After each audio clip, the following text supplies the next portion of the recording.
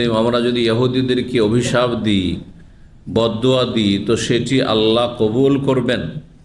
ওয়ালা ইউস্তাজাবু লাহুম ফিনা, আর ইহুদিরা যদি আমাদেরকে অভিশাপ দেয়, বদদুয়া দেয়, আমাদের অকল্যাণ চাই, তো আমাদের ক্ষেত্রে তাদের বদদুয়া কবুল হবে না।